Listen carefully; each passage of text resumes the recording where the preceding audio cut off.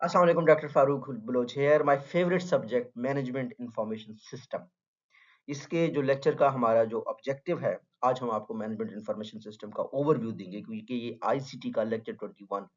लेकिन हम मैं मैनेजमेंट इंफॉर्मेशन सिस्टम का एक डिटेल्ड भी एक कोर्स बनाऊंगा जो कि तमाम प्रोफेशनल और स्टूडेंट के लिए बहुत यूजफुल होगा। आज हमारा ऑब्जेक्टिव सिर्फ ये है कि हम कंसेप्ट और पर्पस ऑफ एमआईएस को समझें। हम ये देखें कि एमआईएस के कंपोनेंट्स क्या हैं, इसका स्ट्रक्चर क्या है। हम ये देखें कि एमआईएस का रोल क्या है आजकल मैनेजर्स के डिसीजन में। हम ये देखें कि कंपनीज को किस तरीके से ऑर्गेनाइजेशंस को एमआईएस जो है ना बेहतर बनाता है, उनको कामयाबियां देता है स्ट्रेटेजिक लेवल पे। तो what is management information system? MIS is an organized system for collecting, processing and reporting information. ठीक है, only information. Collecting, processing and reporting information. It supports planning and controlling of the decision making. MIS links people, process and technology. तो I'm sure आपको अब तक MIS की details पता चल गई होंगी। MIS ऐसा जो मौजूदा हाल में ऐसा कभी नहीं था। इसने बहुत तरक्की की है पिछले 60-70 सालों में। पहले मैनुअल रिकॉर्ड कीपिंग होती थी, फिर कंप्यूटर बेस्ड ट्रांजैक्शंस MIS में होने लग गए। उसके बाद इंटीग्रेटेड MIS हो गया कि अगर एक बंदा डिफरेंट स्टोर्स पे जहाँ पे भी बैठा है, यूं ट्रांजैक्शन होती थी, एमआईएस उस डाटा को कलेक्ट करता था और आगे रिपोर्ट करता था। आजकल के दौर में intelligent analytics driven and AI based MIS tools आ रहे हैं। Why MIS is important for managers? चार वजूहत की वजह से। पहली चीज ये है कि मैनेजर्स को हमेशा टाइमली और एक्यूरेट इंफॉर्मेशन चाहिए, उसके बगैर मैनेजर्स को गुजारा नहीं। तो एमआईएस भी जरूरी है। कोऑर्डिनेशन एंड कंट्रोल भी करना है तो ये एमआईएस कोऑर्डिनेशन एंड कंट्रोल को बेहतर करता है। Reduces uncertainty in decision making. आपकी इन्वेंट्री है, आपको पता ही नहीं है कितनी सेल हुई अगर आपके पास एमआईएस टूल नहीं है। तो एमआईएस टूल रियल टाइम पे आपकी अनसर्टेनिटी को, जो गैर यकीनी है, उसको खत्म करता है। स्पोर्ट्स मैनेजरियल एफिशिएंसी और मैनेजर्स के लिए बहुत बेहतर तौर पर काम करता है। जब आपके पास टाइमली इंफॉर्मेशन है, जब आपकी कोऑर्डिनेशन है, तो आपकी ओवरऑल परफॉर्मेंस अच्छी हो जाती है। MIS versus data processing systems. Data processing systems जो होते हैं ना, वो रूटीन ट्रांजैक्शंस पे फोकस करते हैं। एमआईएस फोकस करता है समराइज्ड मैनेजरियल इंफॉर्मेशन पे कि मैनेजर किस तरह के डिसीजन कर सकते हैं। एमआईएस जो है ना, वो मिडिल मैनेजमेंट को सपोर्ट करता है ताकि ऑपरेशन सही तरीके से चलते रहे। MIS versus DSS versus BI.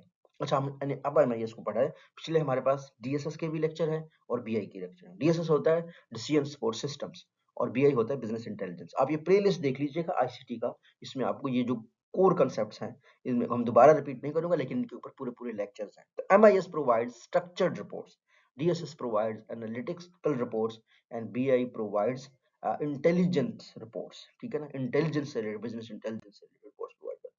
Components of MIS 5 हैं, हमने हमेशा कहा है। People, procedure, data, hardware and software और नेटवर्क। एमआईएस इनपुट रिसोर्सेज कौन से होते हैं? ट्रांजैक्शन डाटा होता है, ऑपरेशनल डाटा होता है, एक्सटर्नल एंड एनवायरमेंटल डाटा होता है। एमआईएस प्रोसेसिंग एक्टिविटीज क्या होते हैं? डाटा क्लासिफिकेशन करनी है, समराइजेशन करनी है, एनालिसिस करनी है, रिपोर्टिंग करनी है। एमआईएस आउटपुट रिपोर्ट्स क्या करते हैं? पैरेडिक रिपोर्ट्स होती हैं, एक्सेप्शन रिपोर्ट्स होती हैं, एडहॉक रिपोर्ट्स भी एमआईएस से निकाली जा सकती है अपनी रिक्वायरमेंट के मुताबिक। टाइप्स ऑफ एमआईएस 4 हैं: marketing MIS, financial MIS, human resource MIS, production MIS. Marketing information system में क्या होता है? हम लोग सेल्स रिपोर्ट बनाते हैं, कंज्यूमर डाटा एनालिसिस करते हैं और मार्केट ट्रेंड देखते हैं। फाइनेंशियल में क्या देखते हैं? बजट रिपोर्ट्स देखते हैं, फाइनेंशियल स्टेटमेंट्स देखते हैं, कॉस्ट एनालिसिस देखते हैं। ह्यूमन रिसोर्स में क्या करते हैं? एम्प्लॉय रिकॉर्ड देखते हैं, पेरोल सिस्टम देखते हैं, परफॉर्मेंस अप्रेजल देखते हैं। प्रोडक्शन और ऑपरेशन एमआईएस में हम क्या देखते हैं?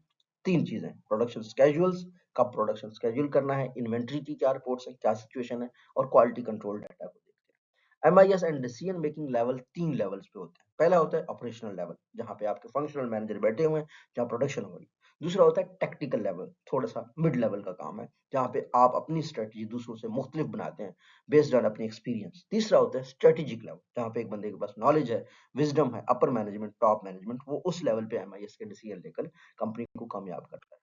रोल ऑफ एमआईएस प्लानिंग में क्या होता है? चार चीजें तो बहुत जरूरी होती है हर कंपनी के लिए कि वो फोरकास्ट करे, प्रिडिक्ट करे फ्यूचर में कितनी डिमांड, कहाँ, कैसे।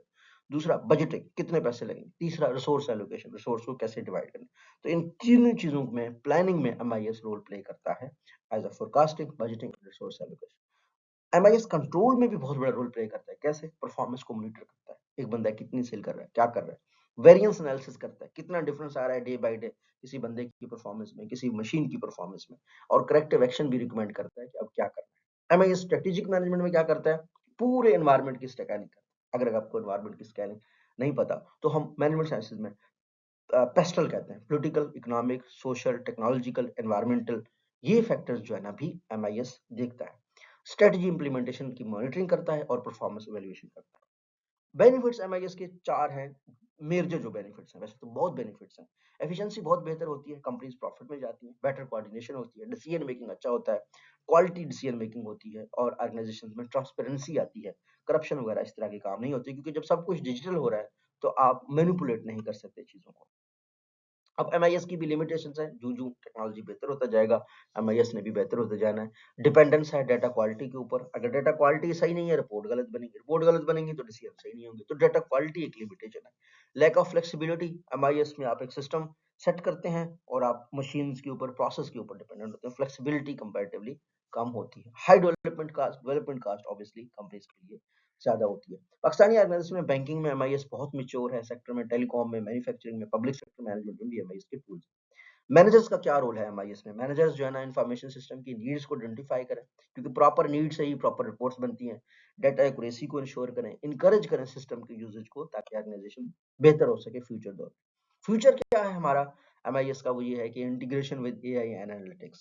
एआई और एनालिटिक्स में इंटीग्रेशन अभी फ्यूचर में एमआईएस का होगा, हो भी रहा है। क्लाउड बेस्ड एमआईएस होंगे, रियल टाइम रिपोर्टिंग सिस्टम्स बनेंगे। अगर हम लेक्चर को समराइज करें तो हमने इसमें 3 चीजें सीखी हैं कि MIS supports managerial planning and develop and control.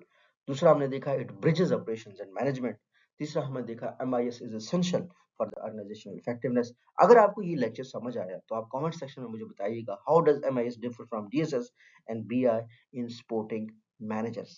ये मैंने आपको बताया है, डीएसएस होता है डिसीजन सपोर्ट सिस्टम्स, बीआई होता है बिजनेस इंटेलिजेंस, एमआईएस इनसे कैसे मुख्तलिफ है मैनेजर्स को सपोर्ट करने में। मैनेजर्स का रोल भी हमने देखा है। अगर आप इस लेक्चर को मुसलसल सुनते आ रहे हैं तो चांसेस आर कि आप इस सवाल का जवाब दे पाएंगे। Thank you.